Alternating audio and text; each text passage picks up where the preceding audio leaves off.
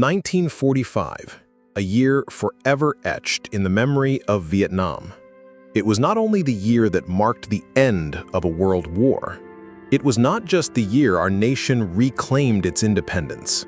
It was also the year when millions of Vietnamese, mostly in the north, died of hunger, in silence, in agony, in the cruel indifference of those in power. The famine of 1945 was not just a number in a history book. It was a memory carved into the fields, rivers, and dirt roads of northern Vietnam. It was the unheard cries of children curled up beside the corpses of their mothers. It was the hollow stares of elders waiting for death as a form of release. The background: a country caught in two chains. In 1940, when Japan invaded Indochina, Vietnam became a colony under two masters, the French and the Japanese. Initially, Japan allowed the French to continue governing, but in reality, all resources and manpower were drained to serve the Japanese war machine in Asia.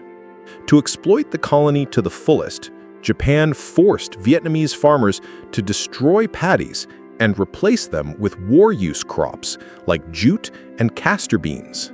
On top of that, rice was stockpiled and shipped to Japan, while the local population starved. At the same time, supply routes from the south to the north by rail and river were cut off for military reasons. Rice sat untouched in southern warehouses, while people in the north died by the thousands every day. Natural disasters, even the sky turned away. The famine was not caused by men alone. Nature, too, turned its back. In 1944 and early 1945, the North was hit by a succession of storms, floods, severe cold, and crop diseases. Entire harvests were lost across the Red River Delta in provinces like Thái Bình, Nam Dinh, Hưng Yên, and Hai Dung. There was no rice. Even cassava and sweet potatoes ran out. There was no straw for fire, let alone food to cook. The winter winds were merciless, and poor thatched roofs couldn't keep out the cold. Hunger and cold walked hand in hand, sweeping through homes like invisible reapers. The unfolding horror, when humans were reduced to shadows. The left their villages to beg. First in small groups, then in entire caravans of ragged figures, they wandered into cities, slumped in front of markets, pagodas, government buildings, waiting for handouts, hoping for gruel.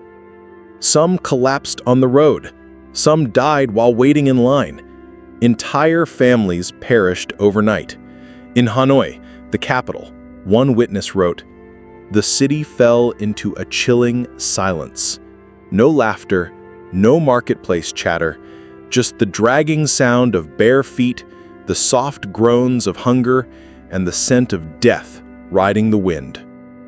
People ate anything: grass, tree bark, banana roots, sugarcane pulp, and when even that ran out, there were places where the dead were dug up and eaten. The numbers and the silence of those in power. No official record was ever released by the colonial government, but scholars and witnesses agree. Between 1 to 2 million Vietnamese people perished within just a few months in early 1945, nearly 1/10 of the population.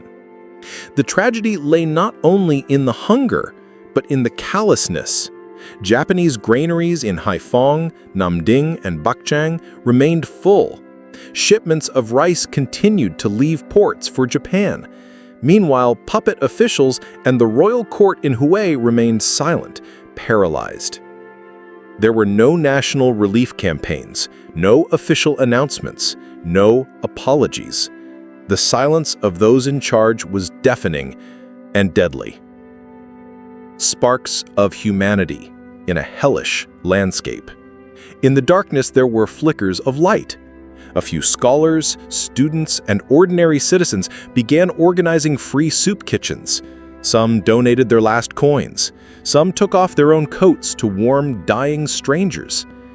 Writers like Tohai, Kim Lan and Win Hung later wrote stories that captured the raw despair of the famine, not just as literature, but as historical testimony.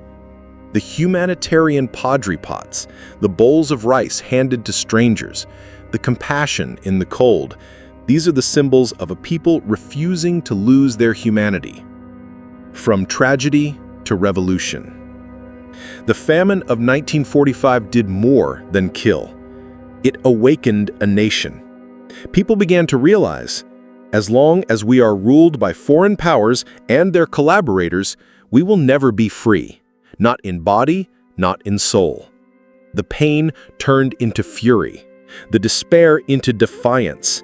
This emotional undercurrent helped spark the August Revolution when millions rose up to overthrow colonial rule. When the Viet Minh called the people to action, they didn't hesitate, because they had already lost everything. After seizing power, President Ho Chi Minh issued an emergency decree to fight famine. He urged every citizen to skip one meal a month to help those in need. Images of the president in patched clothing, carrying sacks of rice, sharing bowls of soup, became lasting emblems of a people's government. Consequences and an erasable lesson. The 1945 famine left deep scars, not just physical, but emotional and societal. Families were torn apart. Orphans filled the streets. Survivors carried memories they could never speak aloud. And yet, out of this suffering came a new unity, a fierce resolve, and a hunger, not for food, but for justice and independence. Today, Vietnam is no longer the same country. Our fields are green, our tables full. But we must never forget what happened, because the famine of 1945 was not just a humanitarian crisis.